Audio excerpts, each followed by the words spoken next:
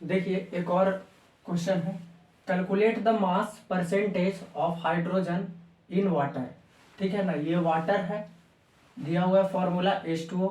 अब पूछ रहा है इस वाटर में H2O में हाइड्रोजन का कितना मास परसेंटेज है, मतलब इसका टोटल मास कुछ ना कुछ होगा। तो उस टोटल मास में इस मॉलिक्यूल के टोटल मास में कितना मास हाइड्रोजन का है और वो परसेंटेज में पूछ रहा है। तो मास परसेंटेज निकालना है, ठीक है ना, कि हाइड्रोजन अपने कितने मास को कंट्रीब्यूट किया हुआ है इस टोटल वाटर के मास में, ठीक है ना, और वो परसेंटेज में आपको बतलाना है। तो देखिए हम लोग मास परसेंटेज निकालना जानते हैं कि अगर किसी भी एलिमेंट का मास परसेंटेज हमको निकालना है मॉलिक्यूल में, तो देखिए फॉर्मूला बेसिकली कुछ नहीं होता है, अगर कंसेप्ट पता है तो बन जाएगा। लेकिन देखिए मास परसेंट में क्या होता है ना, जब भी आपको किसी भी एलिमेंट का मास परसेंटेज निकालना हो किसी भी कंपाउंड के एक मॉलिक्यूल में, एक कंपाउंड है वाटर, एक कंपाउंड है और वाटर का कितना मॉलिक्यूल दिया हुआ है, एक मॉलिक्यूल। तो इस एक मॉलिक्यूल में आपको हाइड्रोजन एलिमेंट का मास परसेंटेज बदलाना है।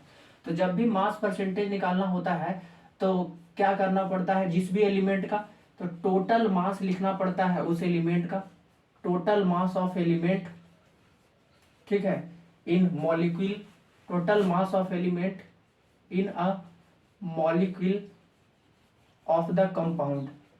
ठीक है ना, ये फॉर्मूला याद नहीं करना है, 2-4 सवाल करिएगा याद रहेगा।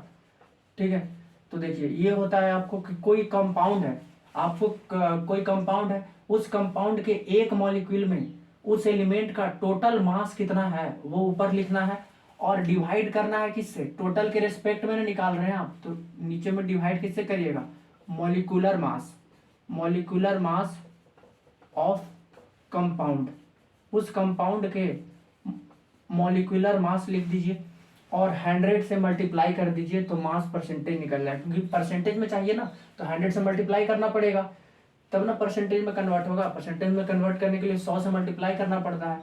तो देखिए हमको वाटर का मास, हाइड्रोजन का मास परसेंटेज निकालना है वाटर में।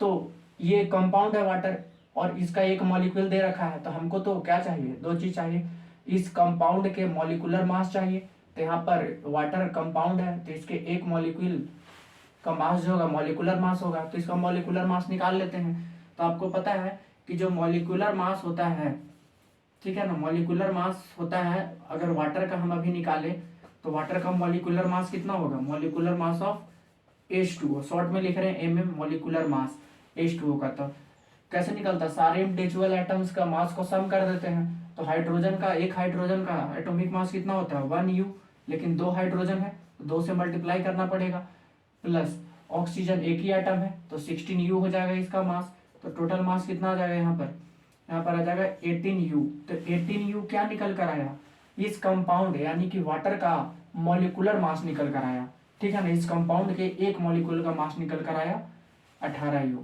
ठीक है, अब हमको किसका और चाहिए, जिस भी कंपाउंड में, जिस भी कंपाउंड का मॉलिक्यूल दिया हुआ है उस मॉलिक्यूल में आप किस एलिमेंट का परसेंटेज निकाल रहे हैं, मास परसेंटेज, उसका टोटल मास लिखिए। तो आपको यहाँ पर मास, यहाँ पर निकालना पड़ेगा mass of hydrogen, mass of hydrogen. तो हाइड्रोजन का मास कितना है यहाँ पर वाटर में, तो एक टोटल 2 हाइड्रोजन है तो एक का 1U होगा, तो टोटल कितना हो जाएगा 2U। मतलब जो हाइड्रोजन एलिमेंट है ना वो अपना 2U मास लगाया हुआ है इस टोटल 18U में। तो अब मास परसेंटेज हमको निकालना है, ठीक है ना, तो मास परसेंटेज निकाल लेते हैं।